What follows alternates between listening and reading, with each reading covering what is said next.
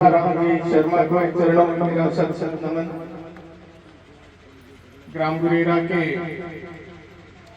आज इस भागवत कथा आयोजन में पधारे हुए पूर्व सरपंच श्री अमर सिंह जी, मेरे पिता तुल्य सभी बुजुर्गों, माता तुल्य सभी माताएं बहनें जो आज यहाँ पर उपस्थित हैं, सभी जो मेरे सहपाठी आज यहाँ उपस्थित हैं, आप सबको मेरा अभिवादन। मेरे साथ आए मार्केट कमेटी शिवानी के चेयरपर्सन भाई संजय राड़ जी का बहुत बहुत स्वागत है। वंदना केडिया जी, नगर पालिका शिवानी की चेयरपर्सन, आपकी अपनी बहू, अपनी बेटी आज आपके बीच उपस्थित है।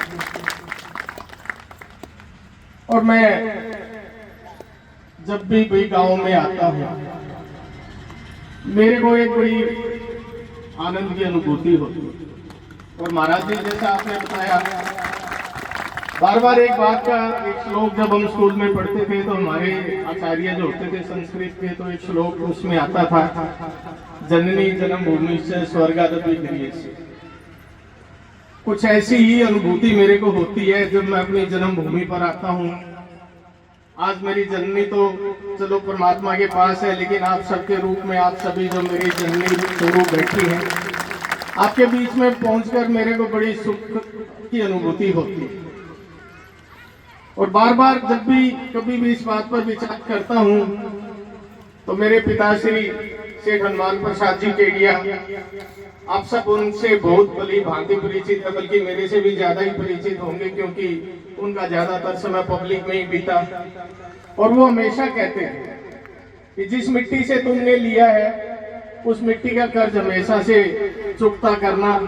मेरी ये बात हमेशा याद रखना, मिट्टी का कर्ज हमेशा चुकता करके जाना। कभी भी वो लोग बहुत भाग्यशाली होते हैं जो मिट्टी का कर्ज चुकता करते हैं। कुछ ऐसी भावना। और आज चूंकि भागवत कथा, श्रीमद कथा भागवत, जिनके बारे में तो क्या ही को महाराज जी 6 दिन से आपको कथा श्रवण करवा रही हैं। कथा का मातम्य आप सबको मालूम है।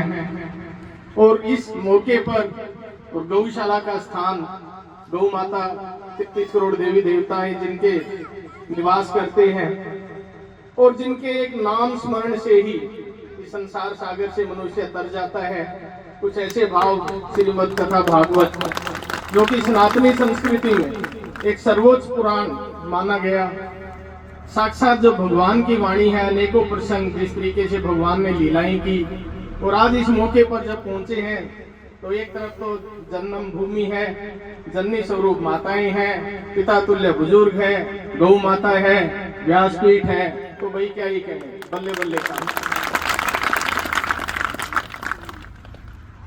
और गांव के बारे में जब भी सोचता हूँ, बहुत सारे सहपाठी है मेरे साथ ही पढ़े, यहाँ बैठे हैं और बार बार मेरे को कई बार मिलते हैं, तो मेरे को वो दिन बचपन के मेरे याद आ जाते हैं। जब हम यहाँ सरकारी स्कूल में जाते थे, पढ़ते थे, खेलते भी थे, छोटी मोटी बदमाशियां भी कर लेते थे, मास्टर हमारी पिटाई भी कर दिया करते थे।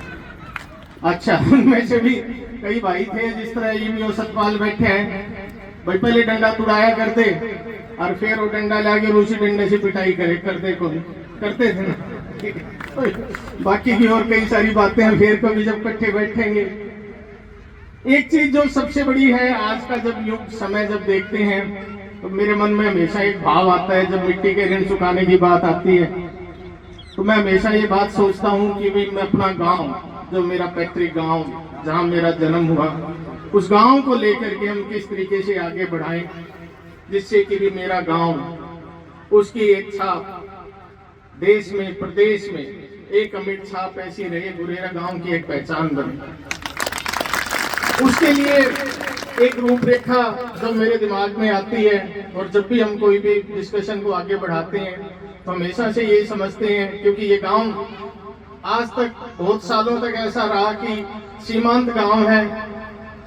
जब भी कभी जिक्र करते हैं बाहर, कई तो आधे लोगों को पता ही नहीं होता, आधे लोग तो मानते हैं राजस्थान में है, हरियाणा में कोई मतलब इस बात की पहचान नहीं होती। आधे लोग तो राजस्थान का ही मानते हैं कि बागड़ी बोल ली अपने, कोई बागड़ी गांव है।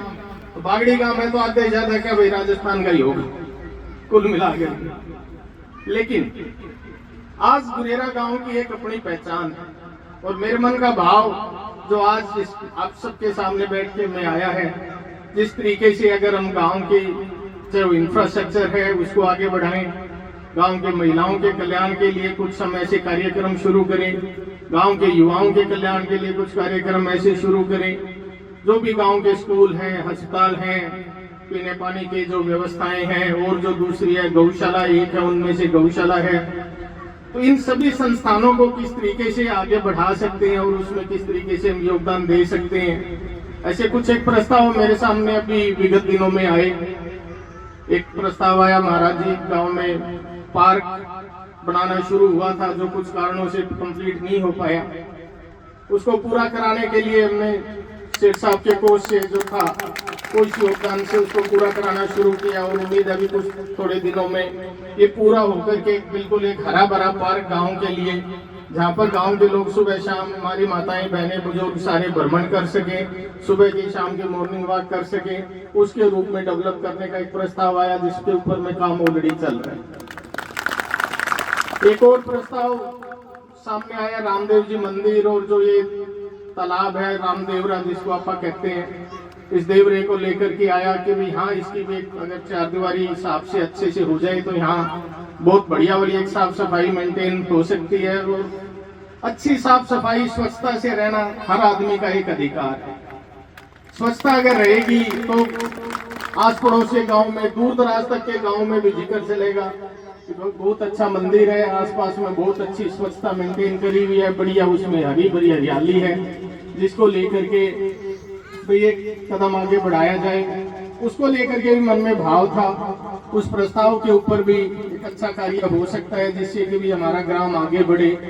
और इस तरीके के अनेकों कार्यक्रम, कितने भी कार्यक्रम जो भी संज्ञान में आएंगे, मेरा भाव एक ही है और वो भाव है कि भी गुरेरा गांव को एक आदर्श ग्राम बनाया जाए। मैंने पीछे इसके लेकर के डीडीओ साहब से भी मुलाकात करी, पीछे मैं भिवानी डी साहब के पास गया हुआ था तो डीसी साहब के साथ भी इसके बारे में चर्चा हुई। फिर बीडीओ साहब से जब चर्चा हुई तो इसके बारे में हमने प्रस्ताव उनके सामने रखा और बहुत जल्दी बीडीओ साहब और जो इसके बारे में जो सरकारी अमला उनको लेकर के गाँव में आएंगे कि भी गुरेरा गांव को किस तरीके से हम एक आदर्श गांव बना सकते हैं, उस भावना को साथ लेकर के आगे चलेंगे जिससे कि भी गुरेरा गांव एक आदर्श गांव बने, एक मिसाल पेश हो किस तरीके का गांव है, एक स्वच्छता से रहना जहां पर लोगों की एक हैबिट है, एक आदत है, ऐसा एक गांव का माहौल बने जिसके अंदर में सभी लोग, जितनी माताएं बहनें हैं, बच्चियां हैं, वो पढ़े, माताएं बहनें हैं वो एक सिविलाइज जो सोसाइटी जिस तरह से हम कहते हैं एक उन्नत प्रदेश के नागरिक बने, ऐसी भावना उनके अंदर में डेवलप हो और आगे बढ़ने के लिए युवाओं को रोजगार ज्यादा से ज्यादा मिले, इस तरीके का भाव लेकर के आगे बढ़े। तो इसको लेकर के काम करेंगे आप सभी जितने भी आज मेरे यहाँ पर बुजुर्ग भाई बहन माताएं बहनें जो भी उपस्थित हैं, आप सबसे मेरा अनुरोध है इन सब काम में आप एक भागीदार बने। ये जो स्वप्न एक हम देख रहे हैं, इस स्वप्न के आप भागीदार बने, इसके साथ में आप कंधे से कंधा जोड़ करके और इसमें आप सहयोग करें। बस आपसे मेरी इतनी अपेक्षा है, बाकी का काम भाई हम कर लेंगे, बाकी के काम में आपको दिक्कत नहीं करनी, एक ही बात इसके लेकर। बाकी का जो गौशाला का है यथावत सहयोग, जो गौशाला का आता रहता है वो गौशाला में यथावत सहयोग जारी रहेगा। भागवत कथा को लेकर के जो यथावत सहयोग है वो हमारा जारी रहेगा। उसको लेकर के मैं कोई अमाउंट बोलूं, कोई विशेष बात उसमें नहीं है।